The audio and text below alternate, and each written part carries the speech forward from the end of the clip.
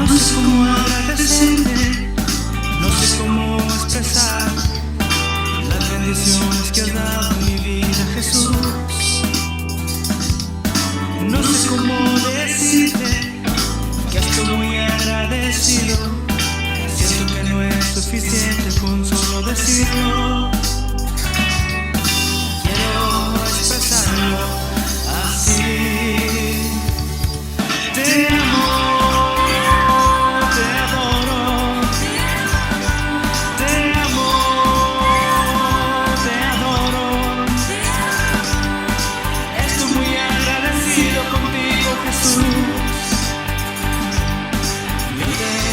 Ofrezco mi canción.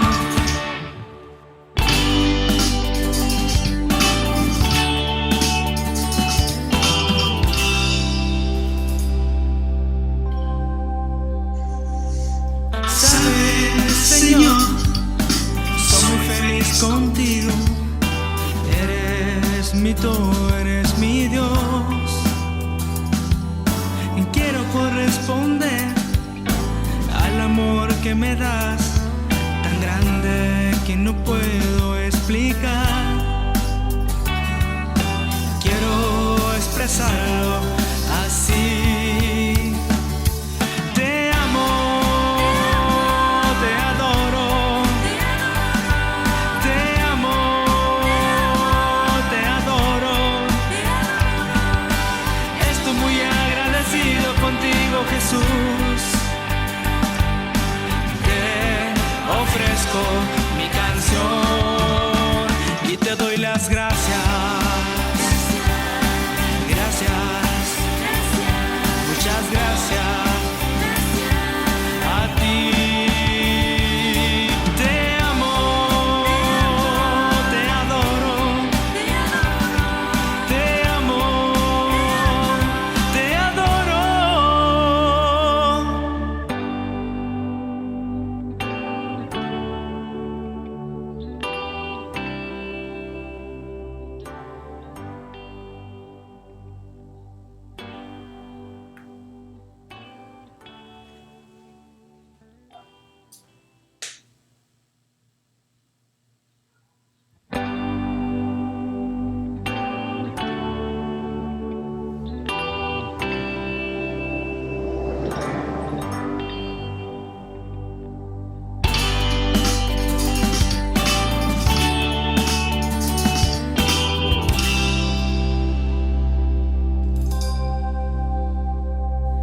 No sé cómo agradecerte, no sé cómo expresar las bendiciones que has dado en mi vida, Jesús.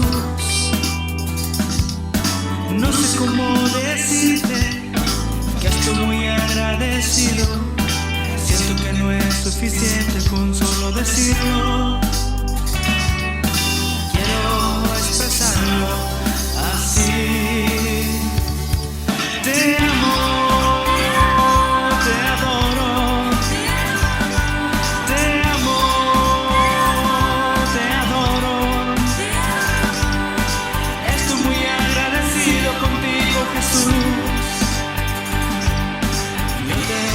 Ofrezco mi canción.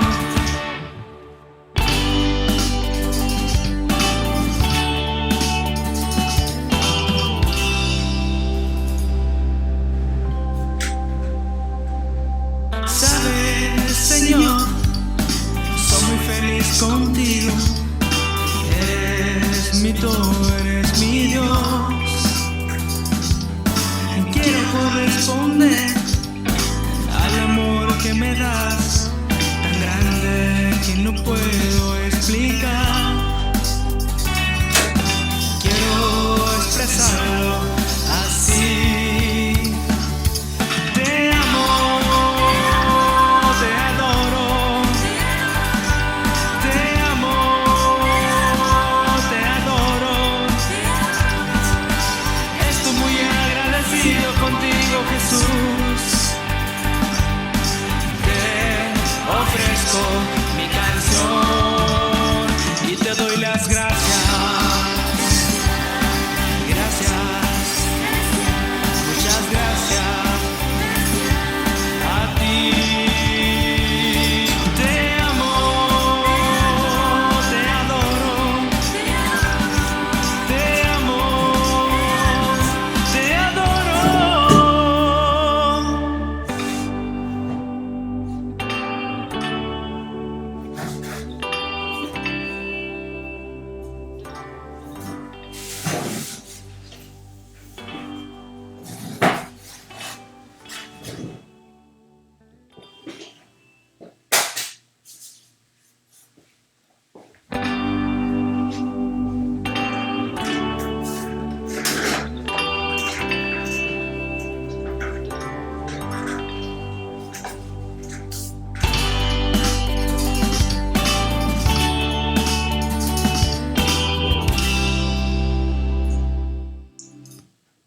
Buenos días, hermanos.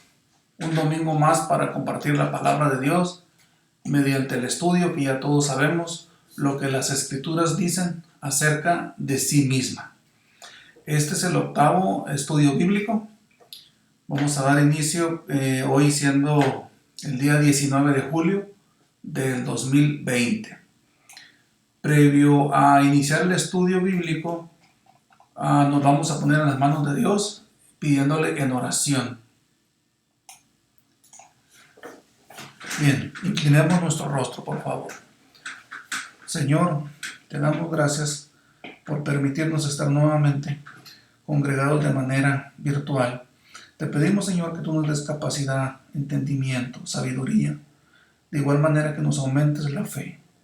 Te pedimos también, Señor, que perdones todos nuestros pecados, que suplas todas nuestras necesidades, que nos ayudes y ayudes a aquellas personas que están pasando por problemas, sobre todo de salud, que los ayudes en su recuperación y sobre todo en su recuperación espiritual si es que no la tienen.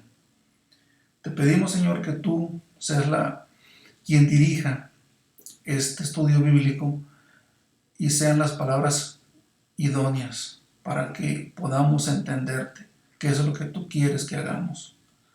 En el nombre de Cristo Jesús te lo pedimos. Amén. Ok. Entonces, hermanos, damos inicio al estudio y para dar inicio, pues empezamos por revisar las tareas, ¿no? Es entre comillas, ¿no? Es simbólico, ¿no? Simplemente voy a recordar las tareas rápidamente, estas no las voy a leer.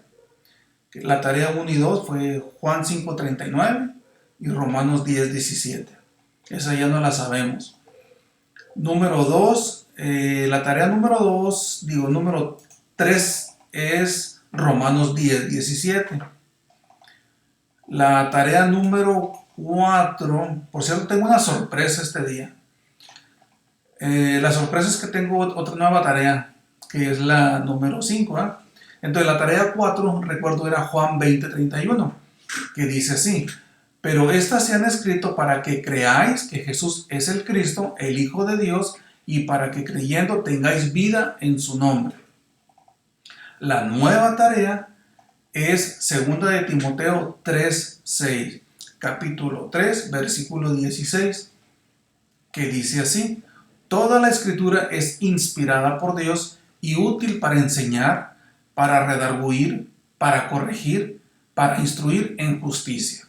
Bueno, después del octavo estudio bíblico, esa es la tarea número 5, la cual debemos de tratar de memorizar, de aprender de memoria, ¿verdad? Ok, vamos a continuar con el estudio. Vamos a iniciar con un tema, por decir así, ya conocido por todos nosotros, porque fue la primera tarea, ¿no? El título es La palabra de Dios debe ser escudriñada. Fíjense, yo creo que de todo el estudio bíblico vamos a la mitad y apenas vamos viendo el versículo que ya nos aprendimos, el cual dice de la siguiente manera: escudriñad las escrituras, porque a vosotros os parece que en ella tenéis la vida eterna, y ellas son las que dan testimonio de mí. Ese ya no lo sabemos de memoria. Entonces, mire, ya habíamos hablado que escudriñar es examinar algo de manera cuidadosa y con mucha atención, tratando de averiguar como internamente qué es lo que tiene, o los detalles menos manifiestos, no los superficiales, sino los más que consideramos más ocultos, ¿verdad? Entonces, con esto, este versículo y con lo que les acabo de decir, podemos concluir que solo el estudio de la Biblia nos va a permitir la comprensión y la asimilación de las enseñanzas que en ella están. Obvio, previo a dar inicio al estudio, necesitamos orar, pedirle a Dios que nos dé sabiduría, que nos dé entendimiento. de igual manera que lo hicimos al momento de iniciar el estudio bíblico, cada vez que abramos nuestra Biblia, iniciemos con una oración. Porque si no lo hacemos de esta manera, es probable que nosotros estemos confiando en nosotros mismos, en nuestra propia capacidad, y no en que Dios nos dé el entendimiento que Él quiere que entendamos. O el conocimiento, ¿no?, que Él quiere que entendamos. Continuando con el mismo punto, decimos que la palabra de Dios debe ser escudriñada. Aquí pudieran surgir algunas dudas, pero ¿cómo voy a estudiar la Biblia? Lo digo esto para las personas que son, por decir, primerizos, que acaban de entregar su vida a Cristo o que quieren entregar su vida a Cristo. ¿Cómo le hago? O tal vez algunos ya tengamos tiempo en la fe y digamos, pero no hallo cómo hacerle, cuál leo primero, cuál leo después, cómo le hago ya que lea, ¿verdad? Entonces, aquí yo les voy a dar, es una sugerencia, no es que se tenga que hacer de esta manera, es a manera de sugerencia. Esto lo llamamos el método inductivo. Entonces, ¿para qué? Para estudiar la Biblia.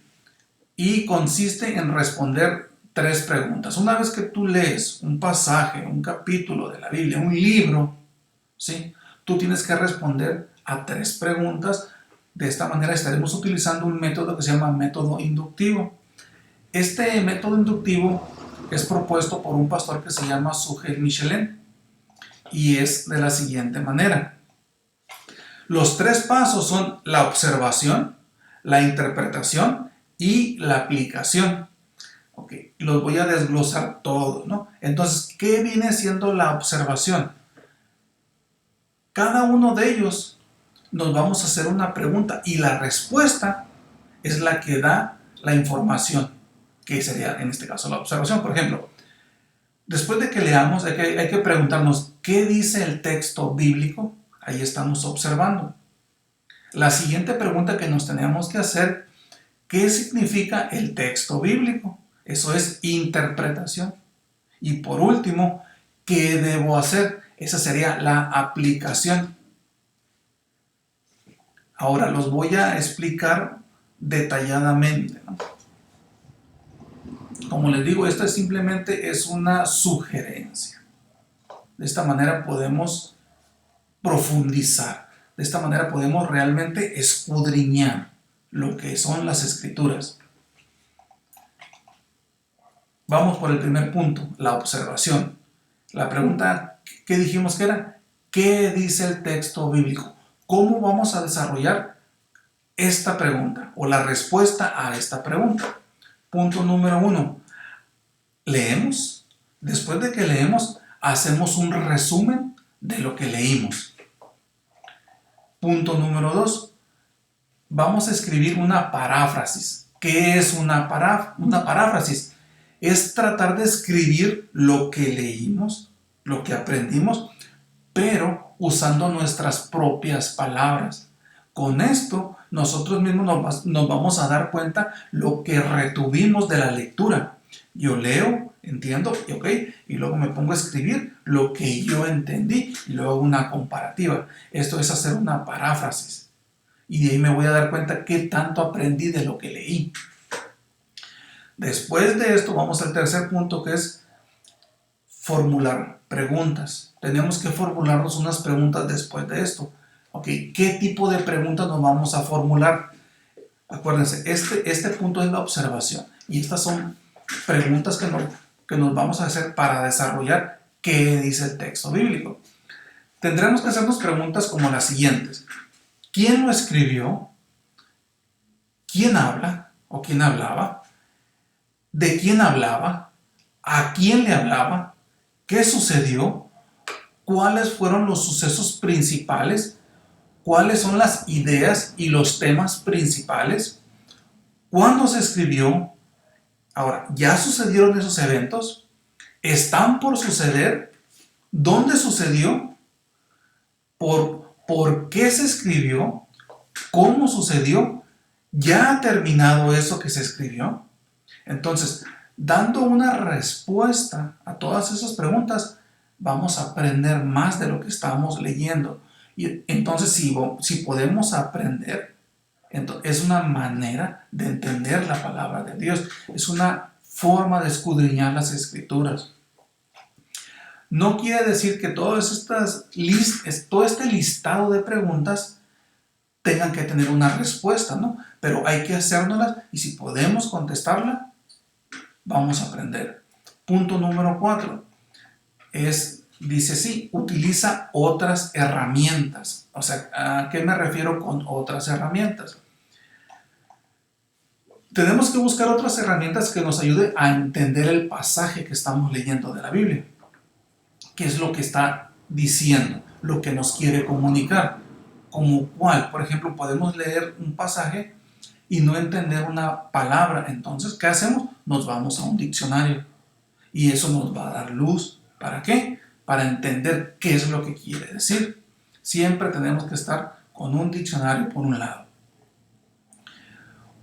Otra forma de ayudarnos para entender un pasaje, si lo leemos y no lo entendemos, leemos todo el contexto y ni así, entonces otra forma es buscar otras versiones de la Biblia. Ustedes se han dado cuenta que a lo largo del estudio bíblico que he impartido, muchas veces pongo otras versiones como la de Dios habla hoy, la Nueva Versión Internacional, que nos dice lo mismo pero con diferentes palabras, lo cual es muy útil para poder entender su palabra. Por último, para dar a entender lo que es la observación, es decir, qué dice el texto bíblico, está el punto 5 de cómo estudiar la Biblia. La Biblia de estudio y los comentarios bíblicos son útiles para entender los pasajes. Muchas Biblias tienen, como la que tengo, por ejemplo, no está la pantalla, ¿no?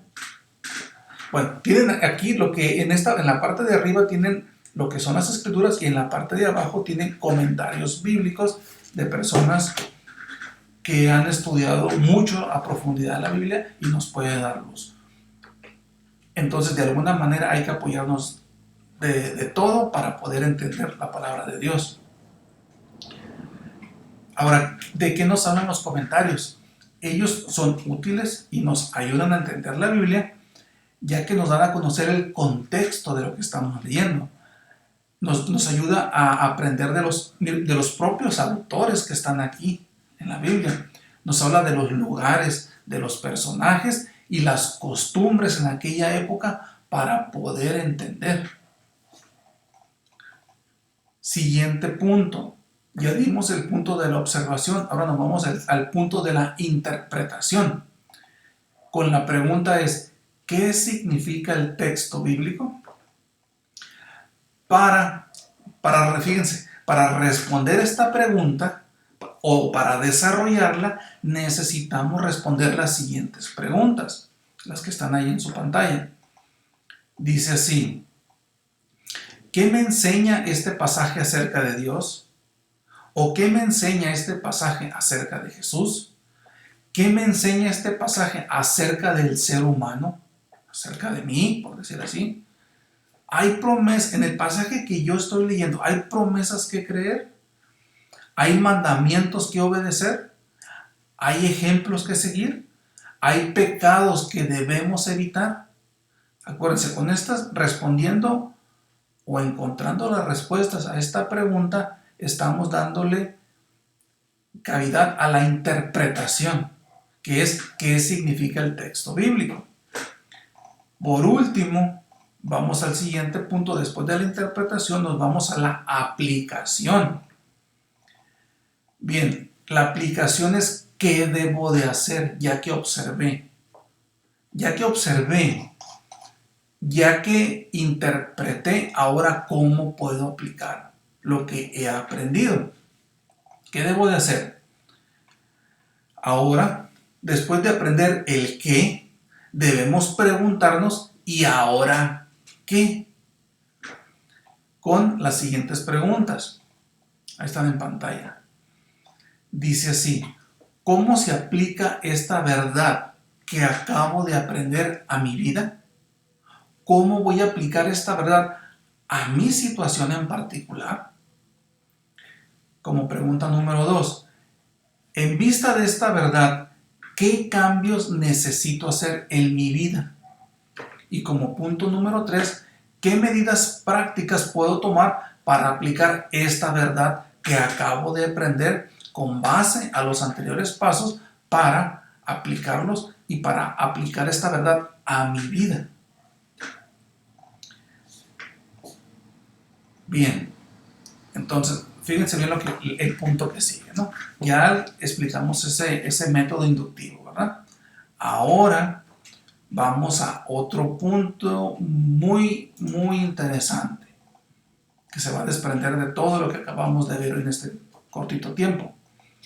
El título es, ya saben, la palabra de Dios debe ser escudriñada. Después de escudriñar la Biblia, ¿qué debo de hacer? Es parecido a lo que acabamos de ver, o sea, cómo la vamos a aplicar a nuestra vida. Pero ¿qué debo de hacer después de que yo leo la Biblia, o leo un pasaje, o leo un texto, leo un capítulo, leo un libro, leo un versículo? ¿Qué debo de hacer? Debemos ejercer fe en las promesas y en el carácter de Dios. Ahí está en pantalla. Debemos humillarnos y reconocer la necesidad que tenemos de Él, la dependencia de Él. Debemos, si nosotros encontramos al momento de estar leyendo que estamos cometiendo un pecado, debemos confesar nuestros pecados y pedirle perdón a Dios. Debemos desechar nuestra antigua manera de pensar. ¿Por qué? Porque nos estamos dando cuenta al momento de la lectura que estábamos equivocados. Debemos obedecer algunos mandamientos que han estado olvidados o descuidados por nosotros. Tal vez en algún momento los leímos, pero la rutina de la vida, el alejamiento de Dios me ha hecho un poco olvidadizo, pero una vez que retomo la lectura, Dios me vuelve a recordar. Dios nos habla a través de la lectura de su palabra.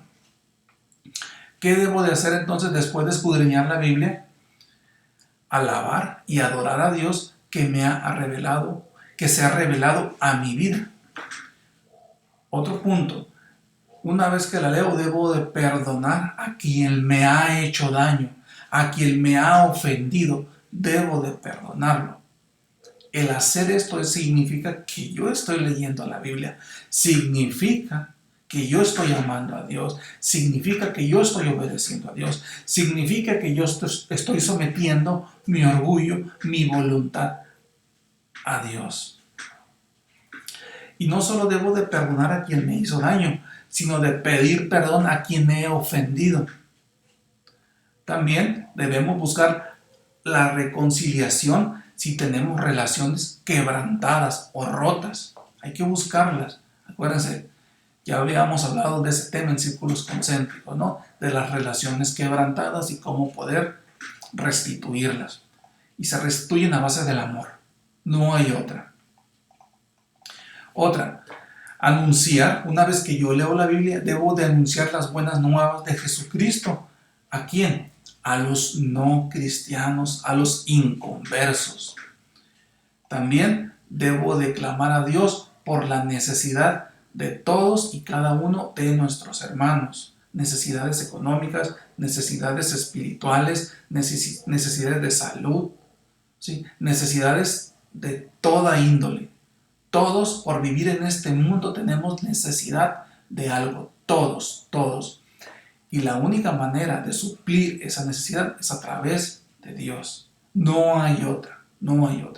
Dios pone a las personas que te ayuden a suplir esa necesidad. Bien, continuando con lo mismo. Pero dándole otra variante. Fíjense el título. Los santos que escudriñan su palabra son verdaderamente nobles. Esto lo encontramos en Hechos 17, del 1 al 12. Si tienen su Biblia, sáquenla, y si no, pues apúntenle, para que posteriormente, este estudio bíblico es para que posteriormente en sus casas ustedes profundicen esa situación. Dice así: pasando por Anfípolis y Apolonia, llegaron a Tesalónica, donde había una sinagoga de los judíos. Y Pablo, como acostumbraba, fue a ellos y por 3 días de reposo discutió con ellos. Ojo, en el 3, declarando y exponiendo por medio de las Escrituras que era necesario que el Cristo padeciese y resucitase de los muertos, y que Jesús, a quien yo os anuncio, decía él, es el Cristo. Y algunos de ellos creyeron, algunos, y se juntaron con Pablo y con Silas, y de los griegos piadosos gran número, y mujeres nobles no pocas. 5. Entonces los judíos, repito, entonces los judíos que no creían, teniendo celos, tomaron consigo a algunos ociosos, hombres malos, y juntando una turba, alborotaron la ciudad, y asaltando la casa de Jasón, procuraban sacarlos al pueblo. Pero no hallándolos, trajeron a Jasón y a algunos hermanos ante las autoridades de la ciudad, gritando: estos que trastornan el mundo entero también han venido acá. Fíjense cómo trastornaban, según ellos trastornaban el mundo entero. De hecho, deberíamos nosotros de hacer lo mismo, trastornar el mundo.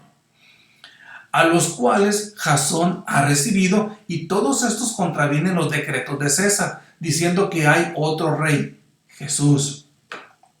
Y alborotaron al pueblo y a las autoridades de la ciudad, oyendo estas cosas. Vamos en el 9. Pero obtenida fianza de Jasón y de los demás, los soltaron.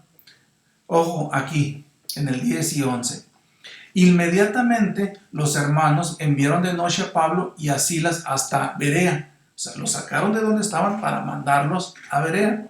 Y ellos, habiendo llegado, entraron en la sinagoga de los judíos. Una vez que llegaron, directo a predicar el evangelio. 11. Y estos eran más, está hablando de los pobladores, o al menos de los que estaban ahí en Berea. Dice, y estos eran más nobles que los que estaban en Tesalónica. ¿Por qué? Pues recibieron la palabra con toda solicitud, escudriñando cada día las Escrituras para ver si estas cosas eran así. Así que creyeron muchos, y mujeres griegas de distinción, y no pocos hombres. Es decir, muchos hombres, no solo mujeres. Bien, una vez leído lo anterior, ¿qué podemos entender de toda esta lectura? Al irse Pablo de Tesalónica a Berea, vemos cómo allá en Berea escudriñaron las Escrituras, de tal forma que hombres y mujeres creyeron al mensaje de salvación, y no fueron pocos, sino muchos. Creyeron, ¿por qué? ¿O por qué creyeron? Porque estudiaron la palabra de Dios, porque escudriñaron las Escrituras en busca de la verdad. Dejaron su orgullo, su creencia, su forma de pensar a un lado, ¿sí? Sino que profundizaron en las Escrituras, se dejaron guiar, fueron mansos. Entonces, con esto aprendemos y vemos cómo escudriñar las Escrituras. Es posible que nosotros podamos creer en Jesús. Cualquier enseñanza religiosa debe ser comparada con las verdades de la Biblia. Entonces, si no leemos la Biblia, ¿cómo vamos a comparar si lo que nos están diciendo es verdad o no? Entonces, cualquier cosa, cualquier predicación, cualquier estudio bíblico, cualquier plática que tengamos con otros cristianos o no cristianos o ateos o lo que sea, todo debe ser analizado a la luz de las Escrituras. Debe pasar por el filtro espiritual de su palabra. Entonces, cualquier predicación o estudio bíblico debe estar apegado y fundado en la Biblia. De esta forma, el mensaje nunca estará en contradicción ni se apartará de la palabra de Dios. Entonces, acabamos de ver, los santos que escudriñan su palabra son verdaderamente nobles. Ahora, tema 52. La palabra de Dios debe ser conocida. Esto lo encontramos en 2 de Timoteo, capítulo 3, versículos 16 y 17. Dice así: toda la escritura es inspirada por Dios y útil para enseñar, para redarguir, para corregir, para instruir en justicia. De hecho, esta es la tarea. A fin de que el hombre de Dios sea perfecto, enteramente preparado para toda buena obra. Entonces, en las primeras clases ya vimos lo que es redarguir, que son aquellas enseñanzas que nos hacen autocorregirnos. Es como una autorreprensión, autoaprendizaje después de leer las escrituras. Bien, entonces, las escrituras, hay que tener atención en esto. Las escrituras, ya lo sabemos, son inspiradas por Dios. Estas, por lo tanto, estas deben de ser recibidas como la palabra de Dios sin lugar a dudas. Al ser inspirada por Dios y siendo la palabra de Dios mismo, entonces debemos leerla y aplicarla a nuestra vida. Debemos de tomar en cuenta y ver que la Biblia es la fuente de dirección para nuestro diario vivir. Diario. No sé qué hacer. Leo las escrituras. Platicaba anoche con el pastor. Cuando tú dudes de algo, si es correcto o no es correcto, no lo hagas. Lo más seguro es que está mal. Lo más seguro es que vaya a ser pecado. Entonces, suspende esa decisión, ponte en oración, lee las escrituras y después toma una decisión. Siempre es un gran aprendizaje convivir con el pastor. Entonces, si las escrituras son inspiradas por Dios, entonces son útiles, lo acabamos de leer, son útiles para enseñar, para redarguir, para corregir y para instruir en justicia, a fin de que el hombre de Dios sea perfecto y preparado para toda buena obra. Lo acabamos de leer. Entonces, si sucede todo esto, si entendemos el versículo de tarea, el que acabamos de leer, forzosamente estas deben de ser conocidas. Si no se dan a conocer, entonces ¿cómo pueden ser conocidas? Recuerda que la Biblia es la única fuente de conocimiento acerca de cómo podemos ser salvos, lo cual nos lleva a realizar buenas obras. Es decir, una vez salvos, entonces lo vamos a reflejar con las buenas obras. No hacemos buenas obras para ser salvos. Ninguna obra es válida. Hacemos obras por agradecimiento, en agradecimiento a la salvación que Dios nos da por gracia. Bien, entonces, vuelvo a repetir lo mismo, que la Biblia sea la única fuente de conocimiento acerca de cómo podemos ser salvos, lo cual nos lleva a realizar buenas obras. Con base a esto, a este tema cortito, pregunto yo, ¿qué es lo que compartes en redes sociales? ¿Qué acabamos de decir? ¿Cómo pueden ser conocidas? Pregunto, ¿qué compartes en redes sociales? Como cristiano, ¿qué consideras que debes compartir en redes sociales? ¿No crees tú que sería una buena manera de compartir el evangelio? Son preguntas que hay que reflexionar. ¿No creen que sería una forma ideal, sí? U otra forma diferente de llegar hasta lo último de la tierra? O te pregunto, ¿o te da vergüenza que la demás gente sepa que tú eres cristiano? No comparto porque en el momento que yo comparto automáticamente se dan cuenta que soy cristiano. De eso se trata, ¿no? O somos cristianos de los que nos escondemos, de los que, no quiero que damos una imagen en redes sociales. Y otra imagen en la iglesia, y otra imagen en la casa. Y somos camaleones por todos lados. Por eso, con nuestros amigos, con tus vecinos, con la familia, en redes sociales, no compartamos basura. Compartamos la palabra de Dios, pues es la verdad y que es el único camino para ser salvos. Escucha, es el único camino para ser salvos. Siguiente punto. Conocer la Biblia no es suficiente para la salvación. Repito, conocer o leer la Biblia no es suficiente para la salvación. Eso lo encontramos en Juan capítulo 3, del 1 al 10, y de ahí nos brincamos hasta el 16, es decir, Juan 3, 16. Dice así: había un hombre de los fariseos que se llamaba Nicodemo, un principal entre los judíos. Este vino a Jesús de noche y le dijo: Rabí, sabemos que has venido de Dios como maestro, porque nadie puede hacer estas señales que tú haces si no está Dios en él.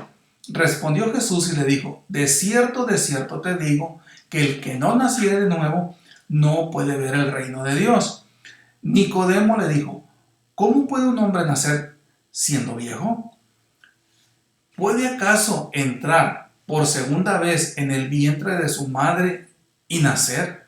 Recuerdo cuando yo escuché esto la primera vez con el pastor Manuel Robles. Él se reía mucho de esta situación, ¿verdad? De lo que estaba sucediendo en eso, se imaginaba. 5. Respondiendo Jesús: de cierto te digo, que el que no naciere de agua y del Espíritu no puede entrar en el reino de Dios. Lo que es nacido de la carne, carne es, y lo que es nacido del Espíritu, Espíritu es. No te maravilles de que te dije: os es necesario nacer de nuevo. El viento sopla de donde quiere y oyes su sonido, mas ni sabes de dónde viene ni a dónde va. Así es todo aquel que es nacido del Espíritu. 9. Cambio de diapositiva. Respondió Nicodemo y dijo: ¿cómo puede hacerse esto? Respondió Jesús y le dijo: ojo, ¿eres tú maestro de Israel y no sabes esto? Es como si preguntara: ¿eres tú maestro de la escuela dominical de tu iglesia y no sabes esto? ¿Eres tú pastor? ¿O eres tú una persona, ¿sí?, que lleva un ministerio y no sabes esto? Entonces, de ahí nos brincamos al 16, al versículo que yo creo que sin ser cristiano se lo sabe mucha gente. Porque de tal manera amó Dios al mundo. Fíjense cómo de la plática que tuvo con Nicodemo, de ahí se desprende esta verdad tan grande. Porque de tal manera amó Dios al mundo, que ha dado a su Hijo unigénito, para que todo aquel que en él cree no se pierda, mas tenga vida eterna. ¿Cuál es el aprendizaje de esto que acabamos de leer? Nicodemo era un maestro de la ley. Sabía la ley al revés y al derecho. Peor aún, fíjense, si era malo saberla al revés y al derecho, en este caso en Nicodemo, peor aún, pensaba que la cumplía cabalmente. Él pensaba: yo me sé toda la ley, la he estudiado toda mi vida, y peor aún, pienso que la estoy cumpliendo, como muchos, ¿sí?, que la leemos y que definitivamente no la estamos cumpliendo. Eso es peor. Es decir, pensaba que la entendía y la cumplía, pero no había entendido lo que decían del Mesías, ¿sí? No entendía ni con quién estaba hablando en cierta forma. ¿Qué aprendemos de esto? Que conocimiento no es igual a salvación. Conocimiento no es igual a salvación. ¿Qué dice el título? Conocer la Biblia no es suficiente para la salvación. el conocer o leer la Biblia no es suficiente para ser salvo. Como hemos visto, debemos escudriñar las Escrituras para entender al Dios de las Escrituras, al que las revela, y la salvación que Él nos ofrece a todos nosotros. Nicodemo desconocía lo que Jesús le decía en el versículo 16, lo cual esto estaba anunciado desde el Antiguo Testamento. Curiosamente, todo el Evangelio se centra en este versículo. Dicen algunos, no, es el ombligo de la Biblia. Todo el amor que siente Dios por nosotros y cómo Jesús pagó con su vida el más alto precio que se pueda pagar. No había otra forma. Era la única. ¿Por qué? Porque era la forma perfecta. Con el cordero perfecto, limpio, sin manchas, puro. Entonces, creer en Dios significa depositar toda tu confianza en Él. Eso es creer en Dios, que Él es el único que te puede salvar. Creer en Dios es poner a Cristo al frente de mis planes presentes y futuros. Entonces, Él puede determinar tu destino eterno. Creer es confiar en su palabra y depender de Él para cambiar. Repito, creer es confiar en su palabra y depender de Él para cambiar. Fíjense la siguiente frase. Si nunca ha confiado en Cristo, haga suya esta promesa de vida eterna y crea. Tú que eres inconverso, que no has entregado tu vida, bueno, también tu vista, porque no lo miras, ¿no? No has entregado tu vista a Cristo, tu vida. Si nunca has confiado en Cristo, tienes que hacer tuya esta promesa. Juan 3:16. Esta promesa de vida eterna, cree y serás salvo. Bien, esta frase de R.S. Sproul dice así: no es cuánta Biblia sabes, es cuánta Biblia vives. Eso es lo que verdaderamente importa. No es cuánto sepas, cuánto aplicas a tu vida, cuánta Biblia vives. De eso se trata. Pero para eso, si vamos a vivir la Biblia, primero no solo leerla, hay que entenderla. Y para entenderla hay que escudriñarla. Y antes de escudriñar hay que pedirle a Dios que nos dé capacidad, conocimiento, entendimiento, sabiduría para poder aplicarla a nuestra vida y aplicarla de una forma correcta, no de una forma incorrecta. ¿De qué sirve leer, aprender mal y aplicar eso que aprendí mal de una manera errónea? No sirve de nada. Por eso es importante escudriñar las Escrituras. 50, ¿cómo vamos con el tiempo? Bien. Siguiente subtema. La fe en Cristo Jesús salva por su palabra. Esto lo encontramos en 2 Timoteo capítulo 3, versículo 15. Título: La fe en Cristo Jesús salva por su palabra. Dice así: y que desde la niñez has sabido las sagradas escrituras, las cuales te pueden hacer sabio, ojo, para la salvación por la fe que es en Cristo Jesús.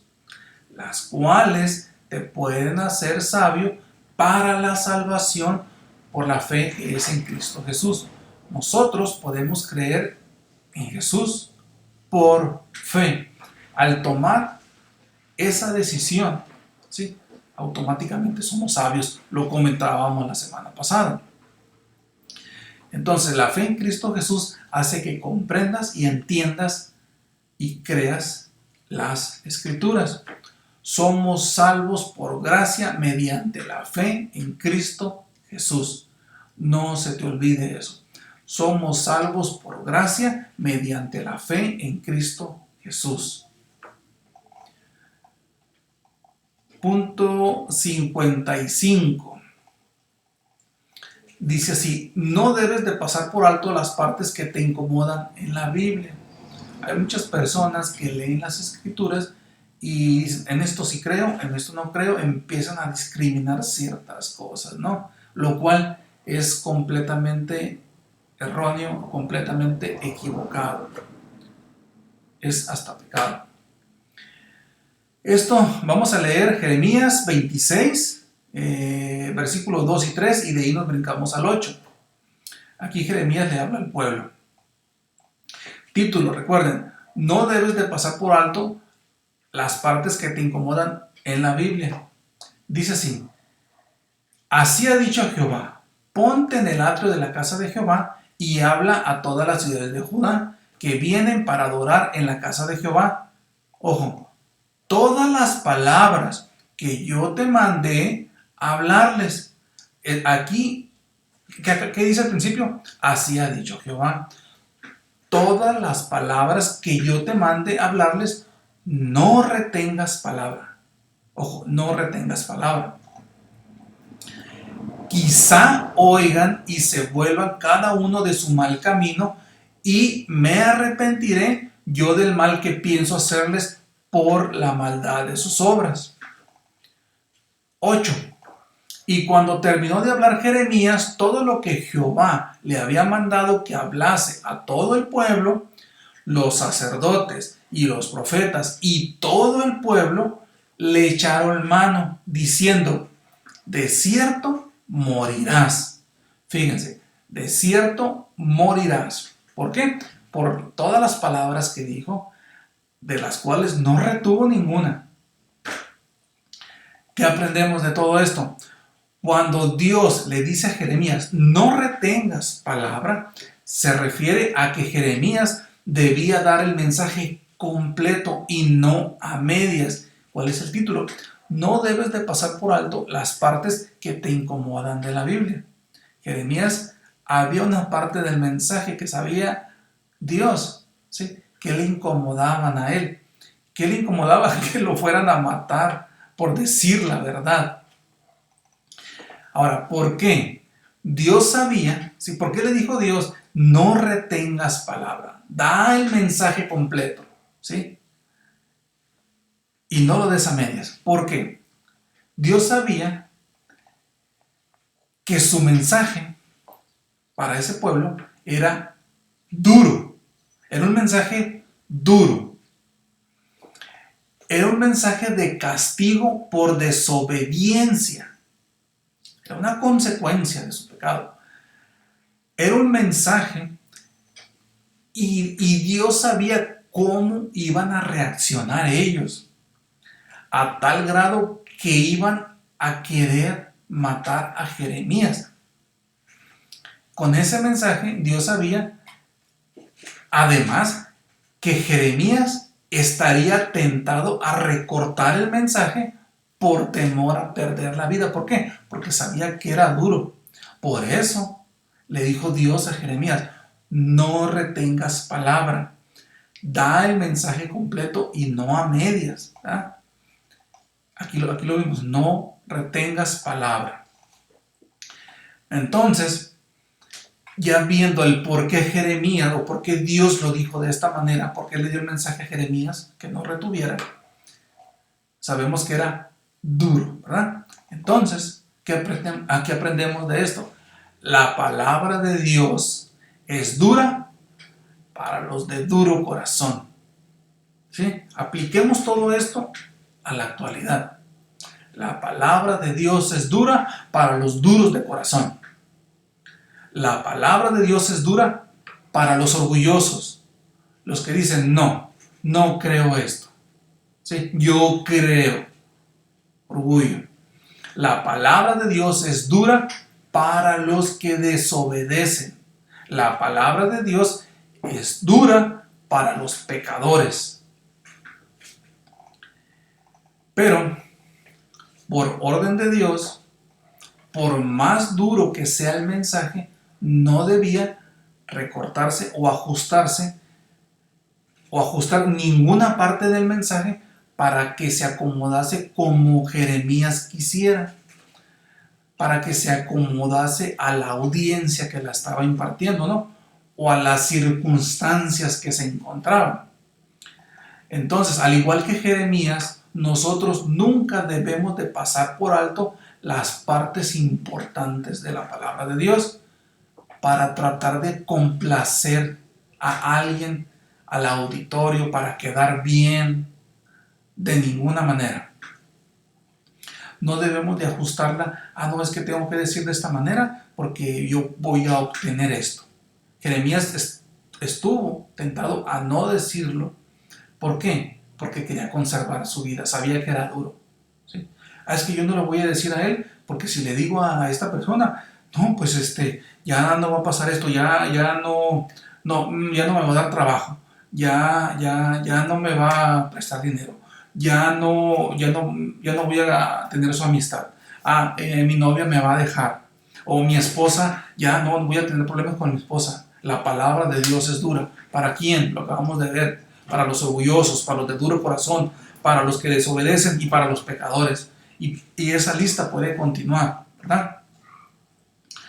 Al hablar la palabra de Dios, debemos hablar de tal manera que agrademos a Dios, no a las personas. Debemos hablar de tal manera como si Él estuviera presente. De hecho, está presente cada vez que nosotros hablamos de su palabra, ¿verdad?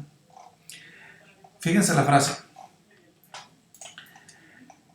Dice así: el que lee su Biblia para encontrar fallas en ella, no tardará en descubrir que la Biblia encuentra fallas en él, en esa persona. Muchas personas buscan leer la Biblia con tal de encontrar alguna falla.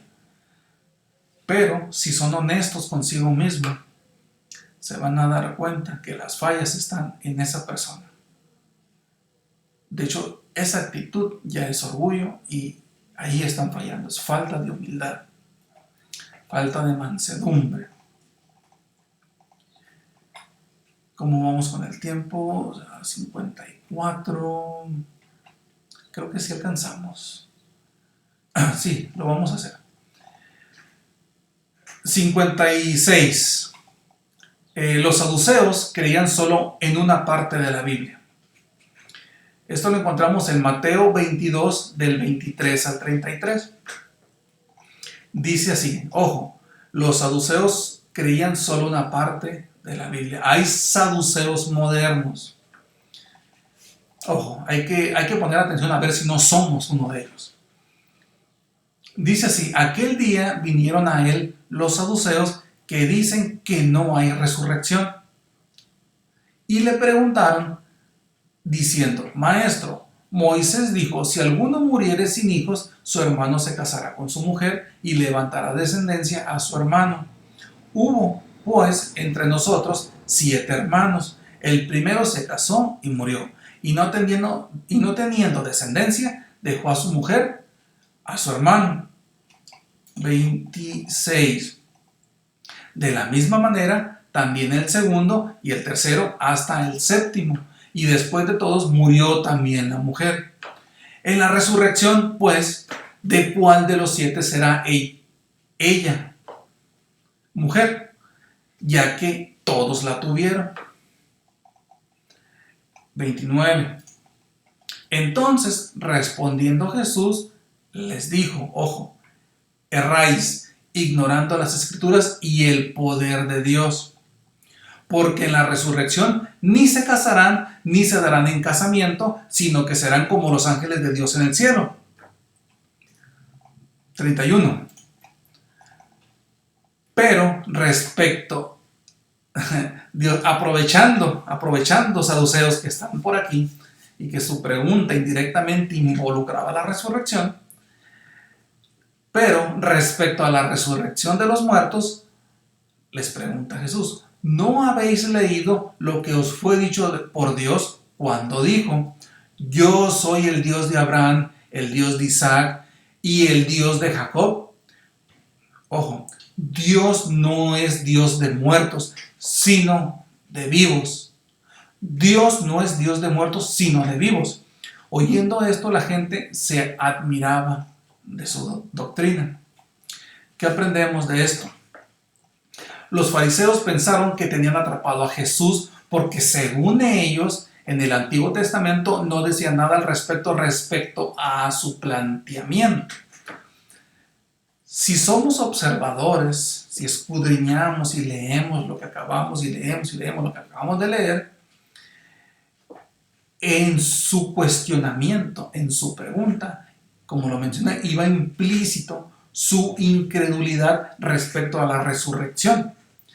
¿Sí? O sea, si vas suponiendo, ¿no?, que vas a existir la resurrección, te planteo un problema grave. A ver, si es cierto lo que tú dices, debes de saber qué pasa arriba, ¿verdad? Querían de alguna manera ver en cómo respondía, cómo fallaba Jesús. Y hay mucha gente que es así, hace preguntas para ver cómo fallas, ¿sí? Buscando una falla. Entonces ellos buscaban, esa pregunta llevaba implícito su incredulidad respecto a la resurrección. Además de no creer, consideraban complejas ciertas situaciones como lo planteado por ellos, lo que acabo de decir, ¿no? Pero Jesús les demostró lo contrario. Al final, ¿qué les dijo? Que era más importante comprender el poder de Dios que conocer cómo sería el cielo. Y estando ahí, pues, como les dije, aprovechó para hablar del punto de la resurrección. Jesús dejó claro que su incredulidad se basaba en la ignorancia, en su ignorancia, porque a pesar de que leían la Biblia, la estudiaban y consideraban que la escudriñaban, eran en cierta forma, eran incrédulos, ¿sí? Su incredulidad se basaba en su ignorancia en las Escrituras. Sin saberlo, solo creían en una parte de las Escrituras. Leían toda la Biblia, la interpretaban, pero la interpretaban mal o parcialmente. Su incredulidad se basaba en su ignorancia en las Escrituras. Repito, sin saberlo, solo creían en una sola parte de las Escrituras. El problema de ellos es que pensaban, fíjense bien, ojo, el problema de ellos es que pensaban que sabían y creían todas las Escrituras, pero Jesús les demostró lo contrario. Por lo que debemos creer en todo lo que está en la Biblia y no solo en parte de lo que está en la Biblia. Fíjense la siguiente frase: si algo en la Biblia no me gusta, el problema no está en ella, el problema está en mí. En mí está el problema. Checo aquí esta parte. Sí, voy a terminarla. Siguiente punto, 57. No aceptes solo una parte de la Biblia. Esto lo encontramos en Mateo 23, versículo 23 y 24. Dice así: ay de vosotros, escribas y fariseos, hipócritas, porque diezmáis la menta y el eneldo y el comino, y dejáis lo más importante de la ley, la justicia, la misericordia y la fe. Esto era necesario hacer sin dejar de hacer aquello. Guías de ciegos, que coláis el mosquito y tragáis el camello. ¿Qué aprendemos de esto? Debemos aceptar y obedecer en su totalidad el contenido de la Biblia, de las Escrituras. Es decir, debemos aceptar toda su palabra y no solo una sola parte de ella. Debemos escudriñar las Escrituras, ¿sí?, como un todo, no como una parte nada más.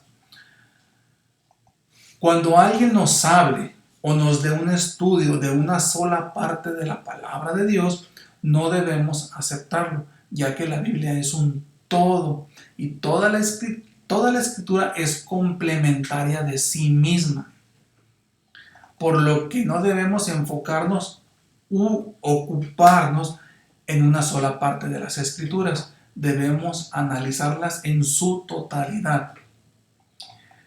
¿Por qué? Porque si no lo analizamos, a veces nos podemos confundir, ¿sí? Encontramos cosas que en un momento creemos y si no la estudiamos a profundidad, nos podemos quedar con esa idea, lo cual no es correcto. Por ejemplo, podemos pensar que en algunas partes de la Biblia dice que Dios se arrepiente. No, entonces si aquí dice que Dios se arrepiente, entonces Dios se arrepiente. No, pero hay que leer en la totalidad, ¿sí? Hay atributos, hay principios básicos de Dios que no se pueden contraponer con eso. Entonces, si la analizamos en su totalidad, vamos a descubrir, escudriñando las escrituras, descubrimos lo que realmente nos quiere decir Dios, ¿verdad? A través de su palabra. Muchos también dicen, no, que es necesario el bautismo para perdón de pecados. Es necesario el bautismo para ser salvo. Hay que analizar las escrituras en su totalidad. Hay otros que dicen, no, debes de guardar el sábado para ser salvo. Estamos hablando de obras. Otros que dicen, no, que no creen que Jesús era Dios. Entonces, otros dicen que si somos cristianos ya no vamos a sufrir. Y así nos podemos encontrar una infinidad de cuestiones que en la Biblia están, digamos, a lo mejor no de manera clara, pero escudriñándola, ¿sí? Pidiéndole a Dios que nos dé sabiduría, entonces vamos a comprender y entender.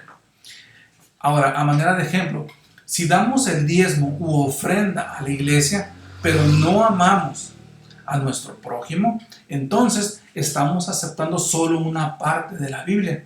Debemos amar a nuestro prójimo, recordándote que nuestros enemigos son nuestros prójimos, o viceversa.